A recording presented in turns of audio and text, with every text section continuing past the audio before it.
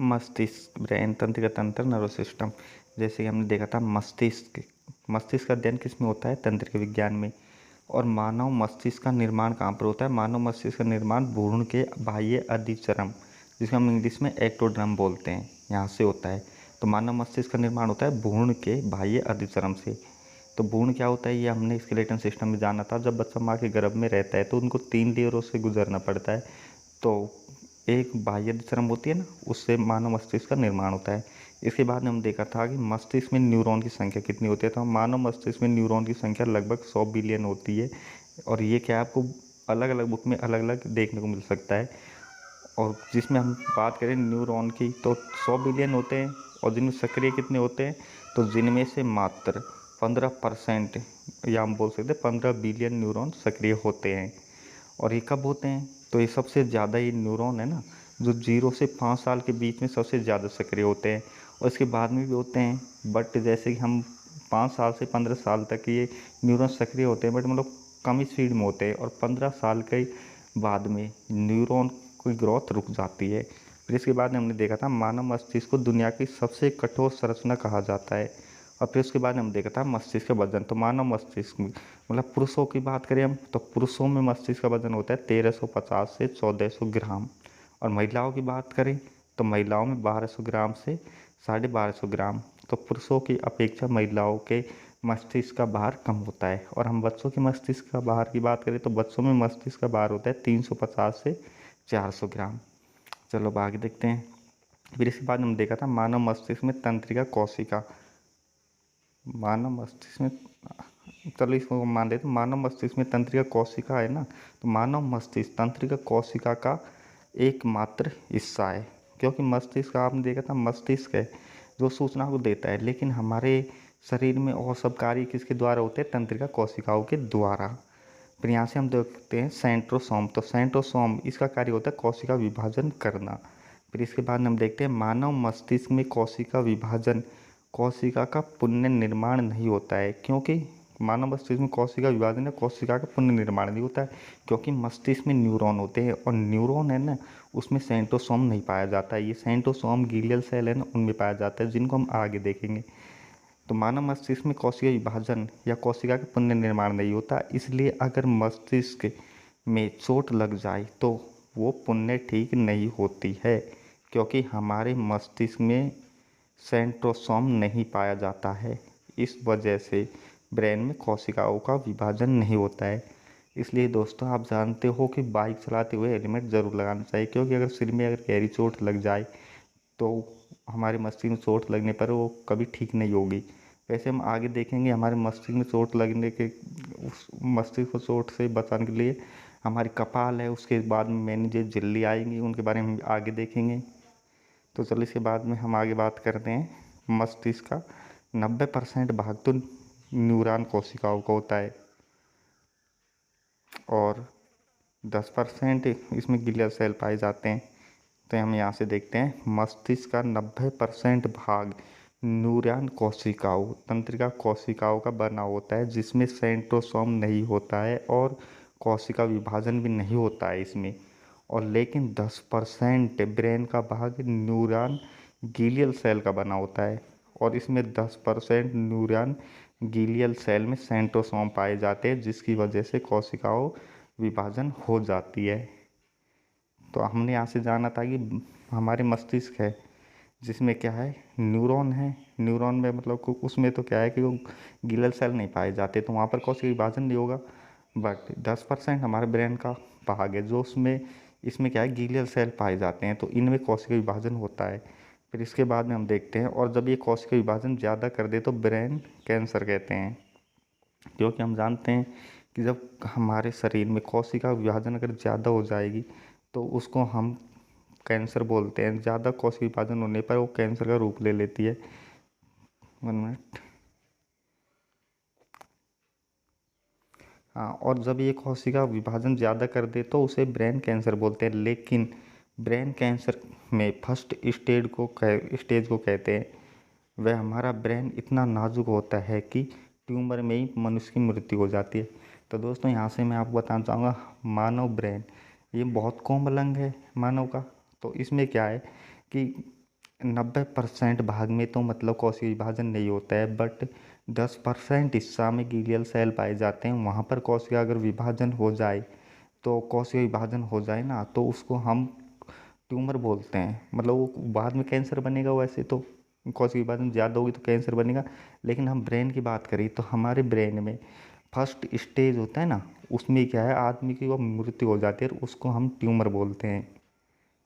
फिर इसके बाद में तो आप जान लो कि अगर हमको ये हम कोई बताए कि मानव मस्तिष्क में ट्यूमर होता है, तो ट्यूमर के क्या होता है, कैंसर का फर्स्ट स्टेज। फिर इसके बाद हम देख रहे हैं सेंट्रोसोम। तो सेंट्रोसोम अगर ज़्यादा कोशिका विभाजन कर दे तो उसे ही हम कैंसर कहते हैं। सबसे ज़्यादा पुण्य निर्माण लीवर में पाया जाता है। तो यहाँ से दोस्तों एक बात और मैं बताना चाहूँगा, हमारे मानव मस्तिष्क में तो क्या है, पुण्य निर्माण मतलब सबसे कम होता है, और हमारे लीवर में पुण्य निर्माण या कोशिका विभाजन सबसे ज़्यादा होता है। फिर इसके बाद में हम देखते हैं, हमारे ब्रेन में सूचनाओं को सोडियम ले जाता है और पसीने आने पर सोडियम बाहर निकलता है, और ज़्यादा सोडियम अगर बाहर निकल जाएगा तो हमको चक्कर आने लगेंगे। फिर इसके बाद में देखते हैं, सबसे बड़ी कोशिका न्यूरॉन सेल है। दोस्तों सबसे बड़ी कोशिका कौन है, न्यूरॉन सेल। और हमारे संपूर्ण शरीर को कंट्रोल करने का कार्य तंत्रिका तंत्र का मेन हिस्सा मतलब ब्रेन करता है। मतलब कि यहाँ से हम देखेंगे, हमारे संपूर्ण शरीर को कंट्रोल करने का कार्य तंत्रिका तंत्र, तंत्रिका तंत्र का सबसे मेन हिस्सा मतलब मानव ब्रेन है, मस्तिष्क है। तो हमारे ब्रेन की रक्षा हमारी कपाल की 8 हड्डियाँ हैं वो करती हैं, जिनको हम क्रेनियम भी कहते हैं। और हमारे कपाल की हड्डियों में फाइबर जॉइंट पाए जाते हैं, और ये बहुत मजबूत होते हैं, जिन्हें हम रेशेदार जोड़ भी कहते हैं। फिर हम देखते हैं क्रेनियम हड्डी। तो हमारे जो मानव मस्तिष्क क्रेनियम हड्डी है ना, तो मानव क्रेनियम हड्डी के नीचे हमारी मस्तिष्क की सुरक्षा मेनिंजेस झिल्ली करती है। तो मेनिंजेस झिल्ली है ना, इसकी भी 3 परत रहती हैं, इनके बारे में हम देखेंगे।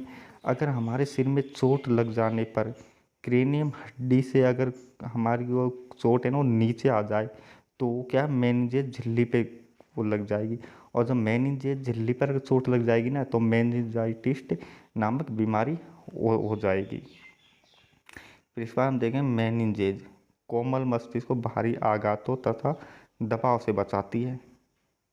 और मेनिंजेज तथा मस्तिष्क के बीच में सेरिब्रोस्पाइनल द्रव्य भरा होता है। मतलब मेनिंजेज झिल्ली है ना, और ये मस्तिष्क, इनके बीच में क्या है, सेरिब्रोस्पाइनल द्रव्य भरा रहता है, जो कि हमारे मस्तिष्क गुहा भी इसी द्रव से भरी रहती है, और यह हमारे मस्तिष्क को नम बनाए रखने का कार्य करता है, और हमारे मस्तिष्क को दबाव आदि चीज़ों से सुरक्षा देता है।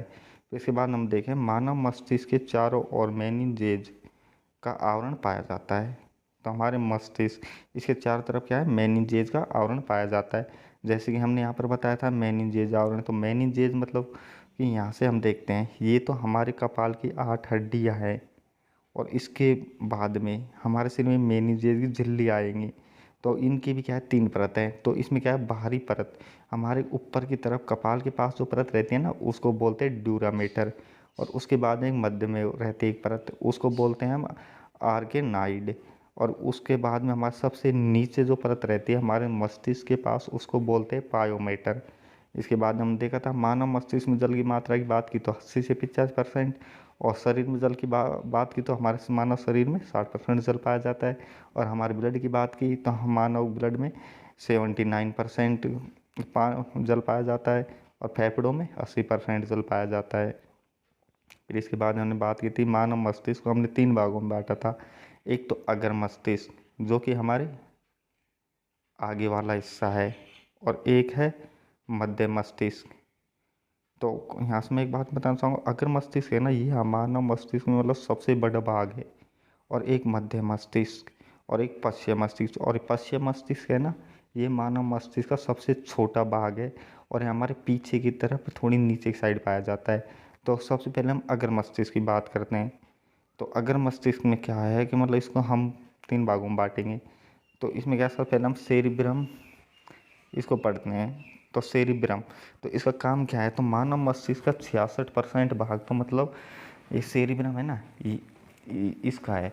तो इसमें क्या होता है, हमारे जैसे कि याददाश्त है, हमारी नई सीखने, कोई भी नई चीज़ सीखने की जिज्ञासा है, सोचना, समझना, हंसना, रोना, ये आदि का कार्य कौन करता है, सेरिब्रम।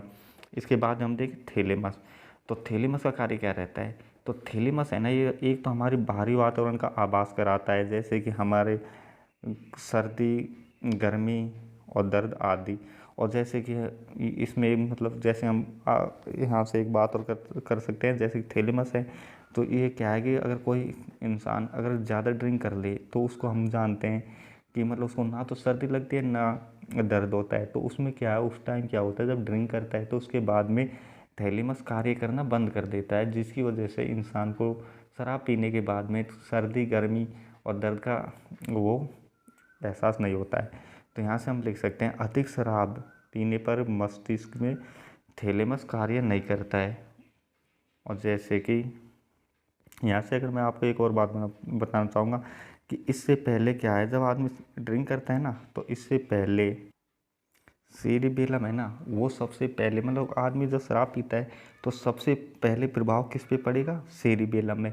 तो सेरिबेलम जो कि हमारे पश्चिम मस्तिष्क का भाग है, उसको हम आगे देखेंगे। तो यहाँ से मैं बताऊँ, सबसे पहले तो हमारे सेरिबेलम है ना, उस पर शराब पीने के बाद में प्रभाव पड़ेगा, और उसके बाद में पड़ेगा थैलेमस पे।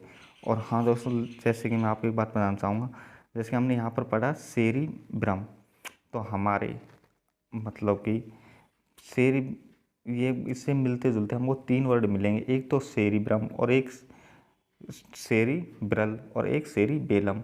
तो हम बात करेंगे सेरिब्रम, तो ये सेरिब्रम ये तो हमारे अग्र मस्तिष्क का भाग है, और मध्य मस्तिष्क में हम पढ़ेंगे सेरिब्रल, और पश्चिम मस्तिष्क में हम पढ़ेंगे सेरिबेलम। तो इसको आप थोड़ा याद रखना। चलो हम आगे देखते हैं फिर। अब हम देखेंगे हाइपोथैलेमस।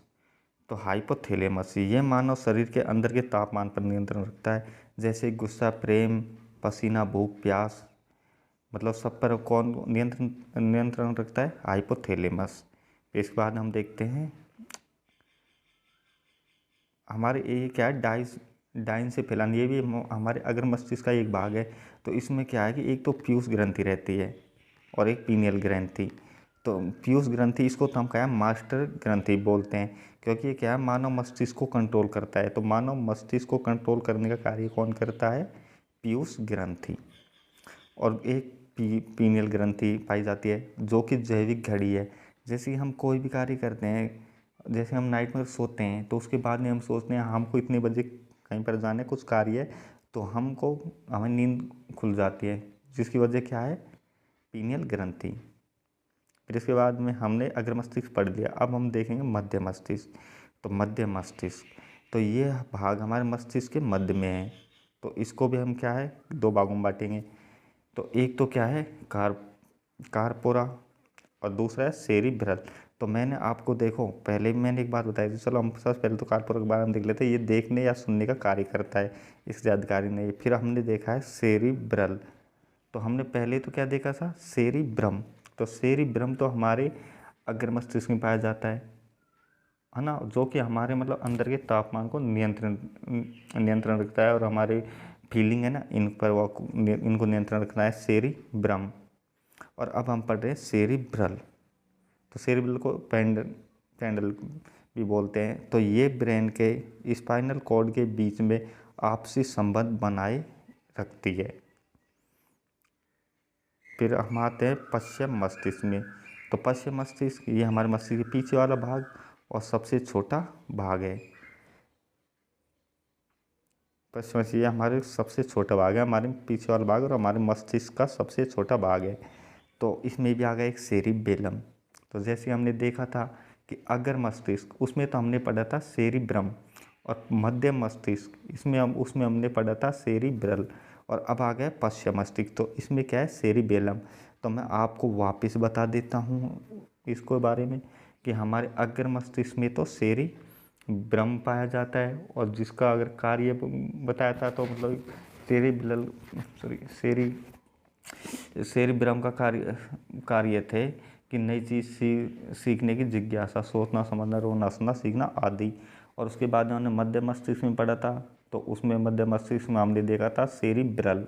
तो सेरिब्रल में हमने देखा था कि ये क्या हमारे ब्रेन को स्पाइनल कॉर्ड से जोड़ रखने का कार्य करता है, मतलब इनके बीच में आपसी संबंध बनाए रखने का कार्य करता है। और अब यहाँ पर हम देखते हैं सेरिबेलम। तो सेरिबेलम है ना, ये अनुमस्तिष्क या मेंटेसिफेलान शरीर का संतुलन बनाए रखने में कार्य करता है। और सेरिबेलम ये क्या है, शरीर को बाहरी अंगों को नियंत्रण करने का कार्य करता है, जैसे कि हमारे चलना फिरना, पढ़ना लिखना, बोलना आदि। फिर इसके बाद में हम देखें मेडुला। तो मेडुला कार्य क्या रहता है, हृदय की धड़कन, आहार नाल का क्रमांकन, शोषण और पाचन तंत्र। फिर हम देखें मेडुला ऑब्लिगेंटा। तो देखो यहाँ पर देखते हैं मेडुला ऑब्लिगेंटा। तो ये क्या है कि यह हमारे मस्तिष्क में मतलब पीछे की तरफ रहता है, और स्पाइनल कॉर्ड मतलब हमारी रीढ़ की हड्डी में होके मतलब एक मेरुरज्जु तंत्रिका निकलती है ना, मतलब उसके रूप में पाया जाता है। तो स्पाइनल कॉर्ड, इसको हम मेरुरज्जु भी बोलते हैं। तो ये क्या है कि मस्तिष्क के पीछे से हमारे मानव मस्तिष्क के पिछले हिस्से मतलब पश्च मस्तिष्क है ना, वहाँ से पिछले सिरे से शुरू होकर रीढ़ की हड्डियों में होकर न्यूरल कैनाल से होते हुए नीचे की ओर रीढ़ की हड्डी के अंत तक फैला रहता है। तो जैसे कि मैंने आपको बताया था कि मेरुरज्जु जो कि हमारी रीढ़ की हड्डी है, तो हमारी रीढ़ की हड्डियाँ किससे बनी होती है, छोटी छोटी कशेरुकाओं से। और न्यूरल कैनाल, तो ये न्यूरल कैनाल कहते हैं हम रीढ़ की हमारी छोटी छोटी हड्डी या जिनको हम कसूर बोलते हैं, तो कशेरुकाओं के बीच में जो छेद रहता है ना, उसको हम न्यूरल कैनाल बोलते हैं। तो ये हमारे तो स्पाइनल कॉर्ड ये क्या है कि हमारे मस्तिष्क के पिछले सिरे से शुरू होकर हमारी रीढ़ की हड्डी जिनको हम बोलते हैं कशेरुकाओं के छेद में होके हमारी रीढ़ की हड्डी के अंत तक फैला हुआ रहता है, और इसी में अनैच्छिक क्रियाओं को नियंत्रण केंद्र स्थित होते हैं। और मेडुला द्वारा आवों का चालान मस्तिष्क और मेरुरज्जु के बीच होता है। मेडुला में अनेक तंत्रिका केंद्र होते हैं जो हृदय की धड़कन को, रक्तचाप को और श्वसन गति दर पर नियंत्रण करते हैं। और मस्तिष्क के इसी भाग द्वारा विभिन्न प्रतिक्रियाओं जैसे खांसना, छींकना, उल्टी करना, पाचक रसों का स्त्राव इत्यादि आदि पर नियंत्रण करने का कार्य होता है। अब जैसे हमने ये तंत्रिका तंत्र है उसमें मतलब कुछ इमेज बनाई है, तो ये तंत्रिका तंत्र कुछ इस तरीके से रहती है। तो जैसे हमने यहाँ पर देखा था कि ये है, तो ये तो केंद्र के बीच में, और ये जगह है ना, इसको हम बोलते हैं कोशिका काय, और ये हमारी तंत्रिका छः, और इनको हम धुम्रिका बोलते हैं। ये क्या आपस में मिली नहीं रहती है, सब अलग अलग रहती है धागेनुमा संरचना। और जैसे कि ये हमारे तंत्रिका तंत्र का अंतिम सिरा है। तो यहाँ पर हमने देखा मानव मस्तिष्क को नियंत्रण करने का कार्य तंत्रिका तंत्र करता है, क्योंकि हमारे ब्रेन है वो तो सूचना भेजता है, लेकिन कंट्रोल कौन करता है, हिलान डोलन कार्य है तंत्रिका तंत्र। तो यहाँ पर हम देखेंगे तंत्रिका के बारे में। तो मानव में तंत्रिका तंत्र को 3 भागों में विभक्त किया है, केंद्रीय तंत्रिका तंत्र, परिधीय तंत्रिका तंत्र, स्वायत्त या स्वचालित तंत्रिका तंत्र। तो अब हम करेंगे केंद्रीय तंत्रिका तंत्र। तो इसको क्या है, 2 भागों में बांट दिया हमने, एक तो मस्तिष्क और एक मेरुरज्जु। तो यहाँ पर हम देखेंगे हमारे मस्तिष्क मतलब जिससे तो हमारे 12 जोड़ी तंत्रिकाएं निकली होती है, मतलब कुल मिला के 24 निकलती है, तो 12 जोड़ी। तो जोड़ी अगर यहाँ पर लिखी हो ना, तो उसको हम दुगुना करते हैं टोटल वो निकालने के लिए। तो हमारे मस्तिष्क से 12 जोड़ी तंत्रिकाएं निकलती है, या हम बोल सकते हैं 24 तंत्रिकाएं निकली होती है।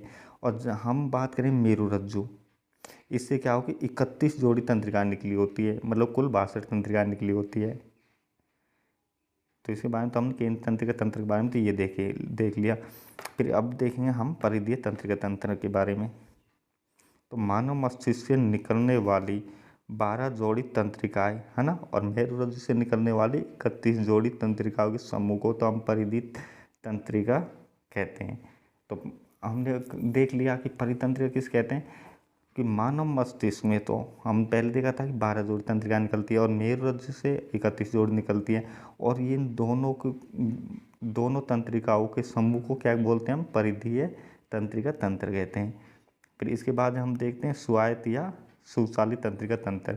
तो इसमें क्या होता है, हमारे मस्तिष्क व मेरुरज्जु दोनों से मतलब कुछ वेव निकलती है ना, जैसे मस्तिष्क के तो 12 और मेरुरज्जु से 31, तो इनमें से कुछ तंत्रिका तंत्र है ना मतलब इनसे बना होता है स्वायत्त या सुचालित तंत्रिका तंत्र। तो यहाँ पर हम देखेंगे स्वायत्त या सुचालित तंत्रिका तंत्र में क्या होता है, मस्तिष्क व मेरुरज्जु से निकलने वाली कुछ तंत्रिका तंत्र से बना होता है। ये दो प्रकार की क्रिया करता है। तो एक तो क्या अनुकंपीय क्रिया करता है, एक परानुकंपीय। तो अनुकंपीय क्रिया का मतलब उल्टा होता है, तो उसको बोलते हैं हम परानुकंपीय क्रिया। तो जैसे हम यहाँ पर देख लेते हैं, जैसे अगर मान लीजिए हमारे शरीर में अचानक मतलब कोई भी बदलाव होता है, जैसे कि मतलब हार्ट बीट का, हमारे हृदय की धड़कनों का तेज होना, या सांसों का फूलना, या हमारे रोंगटे खड़े हो जाना, या आंखें बड़ी हो जाना, या मुंह सूख जाना, ऐसा अगर अचानक जो क्रिया होती है ना हमारे शरीर में, तो उनको हम बोलते हैं अनुकंपीय क्रिया। अब हम बात करते हैं परानुकंपीय क्रिया। तो अचानक हुए बदलाव, मतलब जब अनुकंपीय क्रिया, मतलब जैसे कि अनुकंप क्रिया में हमारे क्या होता है, अचानक बदलाव होते हैं, तो ये बदलाव जब ठीक होने लगते हैं ना, तो उसको हम परानुकंपीय क्रिया बोलते हैं। तो यहाँ पर हम लिख सकते हैं परानुकंपीय क्रिया, जब अनुकंपीय क्रिया ठीक होने लगती है तो उसको परानुकंपीय क्रिया कहते हैं। दोस्तों आज हमने यहाँ पर देख लिया। और चलो अब यहाँ पर हमने मस्तिष्क संबंधित बीमारी भी देखी थी। तो मस्तिष्क से संबंधित बीमारी मेनिंजाइटिस। तो मेनिंजाइटिस तो ये तो हमने पहले भी देखा था कि जब हमारी मेनिंजेस झिल्ली होती है और उस पर चोट लग जाए, या कोई मतलब बैक्टीरिया या संक्रमण की वजह से हमारी झिल्लियों में सूजन आ जाता है, तो उसको दिमागी बुखार या मेनिंजाइटिस बोलते हैं। अब हम देखेंगे इंसेफेलाइटिस। तो विषाणु संक्रमण से मस्तिष्क में सूजन व बेहोशी आ जाती है। फिर हम बात करेंगे कोमा की। तो कोमा में आज को सब जानते हैं, मूवी में सबसे ज़्यादा कोमा में रहते हैं। तो जैसे कि मनुष्य बेहोश हो जाता है और कोई क्रिया नहीं कर पाता है, क्योंकि मस्तिष्क से सूचना पूरी तरह नहीं पहुंच पाती, तो उसको हम क्या बोलते हैं, कोमा में। इसके बाद में हम देखेंगे सेरिब्रल पल्सी या लकवा। और लकवा में हम जानते हैं कि हमारे ब्रेन से हमारी मांसपेशियों को पूरी तरह से मतलब सूचना मिल पाती है, और इसमें क्या होता है, मांसपेशी का समन्वय बिगड़ जाता है। उसके बाद हम देख सकते था कंकशन। तो इसमें क्या होता है, मस्तिष्क पर चोट लगने के कारण या बाहरी आघात लगने से बेहोशी या कभी याद आना कभी नहीं आना। जैसे कि आपने गजनी मूवी देखी है, उसमें कभी तो याद आ जाता है, कभी नहीं आता, तो इसको हम एमनीसिया बीमारी बोलते हैं। तो सिर पर या चोट लगने का, या मतलब बाहरी आघात मतलब चोट लग जाती है, उससे क्या है, कभी तो याद आ जाता है इंसान को, कभी भूल जाता है, तो उसको एमनीसिया बीमारी बोलते हैं। और सिर दर्द किस वजह से होता है, तो इसमें मैंने यहाँ पर बताया था कि ब्लड हमारे गार्ड हो जाता है तो हमारा सिर दर्द होता है। ब्लड गार्ड होने पर भी हमारा सिर दर्द हो जाता है। अब डिक्लेसिया। तो इसमें क्या हो, डिक्लेसिया इसमें क्या है, मतलब कि लिखी हुई भाषा को पढ़ने में असमर्थ। जैसे हमने लिखी हुई भाषा को हम पढ़ रहे हैं और इसको आप पढ़ रहे हैं, तो आप ठीक हो, आपको डिक्लेसिया रोग नहीं है, और आप इसको सही तरीके से नहीं पढ़ पा रहे, तो आपको डिक्लेसिया बीमारी है। इसके बाद हम देखते हैं पार्किंसन रोग। तो तंत्रिका तंत्र में मांसपेशियों के समन्वय बिगड़ जाने से न्यूरॉन का क्षय हो जाता है, मतलब न्यूरॉन हमारे कम हो जाता है, और जिसकी वजह से हमारे कम अंगों में कंपन होएगा और स्मरण शक्ति कम होगी, तो इसको क्या बोलते हैं, पार्किंसन रोग। इसके बाद में हम देखते हैं अल्जाइमर। तो इसमें क्या होता है, मस्तिष्क संबंधित बीमारी है, मतलब भूलने की, मतलब हमारे बुढ़ापे में जब आदमी ज़्यादा उम्र का हो जाता है ना, तो उसको भूलने की बीमारी पड़ जाती है, तो उसको क्या बोलते हैं, अल्जाइमर। फिर इसके बाद में हम देखेंगे मिर्गियाना। नाम सुना होगा कि एकदम से मतलब कि शरीर का संतुलन बिगड़ जाता है इसमें। तो इसमें क्या होता है, हमारे मानव मस्तिष्क से संदेश मिलना बंद होगा और हमारी मांसपेशियां झटके से गति करने लगेंगी, मुंह से झाग आने लगेंगे। तो ये क्या है, वैसे तो हमारे तंत्र स्नायु तंत्र की सम्मिलित बीमारी है। तो इसमें क्या होता है मिर्गाना, इसमें हमारे मस्तिष्क से संदेश जाते हैं ना, तो अचानक क्या है, तो मतलब मिलने बंद हो जाएंगे। और अगर हमारे मस्तिष्क से कोई संदेश नहीं मिलेंगे, सूचना नहीं मिलेगी, हमारी मांसपेशी या तंत्र के तंत्र कोई सूचना नहीं मिलेगी, तो तंत्र के तंत्र को कुछ काम करेगी नहीं, और कुछ काम नहीं करेगी, तो वो आपका शरीर शून्य होएगा, वो कुछ भी नहीं करेगा। तो हमारे मिर्गियाने में भी ऐसे होता है कि मस्तिष्क से संदेश मिलना बंद होगा और हमारी मांसपेशियां झटके से गति करने लगेगी, तो जिसकी वजह से मुँह से झाग आएंगे, और मतलब ये हमारी मिर्गियाने या हमारे तंत्र का और स्नायु मतलब तंत्र की दोनों की सम्मिलित बीमारी है। फिर हम देखेंगे सीजोफ्रेनिया। तो इसमें क्या होता है, हमारे मानव के मतलब उत्साह में कमी आ जाती है, कभी तो मन करता है कि हाँ ये काम करूँगा, कभी नहीं, रहने दो, और जैसे निर्णय लेने में बहुत ज़्यादा टाइम लेता है। फिर इसके बाद में हम देखें हाइड्रोसिफेलॉन। तो इसमें क्या है, मानव मस्तिष्क में पानी का प्रेशर बढ़ जाता है और सिर दर्द रहता है। इसके बाद हम देखेंगे माइग्रेन, इसमें लगातार सिर दर्द रहता है। और जैसे कि हमने कुछ जांच लिखी है, एक CT स्कैन, एक MIR। तो मस्तिष्क भागों को ठीक से जानकारी के लिए आप जानते हैं CT स्कैन की जाती है एक, और एक की जाती है MIR। और इसके बाद में हमने देखा था कि एक मतलब EEG भी वो मतलब एक वो जांच की जाती है जिसको, तो इसमें क्या है, EEG है ना, तो इसमें क्या है, मानव मस्तिष्क की विद्युत सक्रियता को मापता है और अंकित करता है, जैसे कि यहाँ पर ये दिखाया गया है इस तरीके से। ओके दोस्तों, कल हम देखेंगे हमारे सिर से संबंधित कोई भी कान, नाक, आँख, दांत, इनके बारे में। तो सबसे छोटा चैप्टर शायद मेरे अनुमान से नाक और कान का है। सबसे पहले हम नाक और कान के बारे में पढ़ेंगे, फिर आँख के बारे में, हमारे सिर के बारे में पूरे देखेंगे। उसके बाद में हम पाचन तंत्र और बाकी के अंगों को देखेंगे। सबसे पहले हम सिर को कंप्लीट करेंगे। Okay bye, good bye.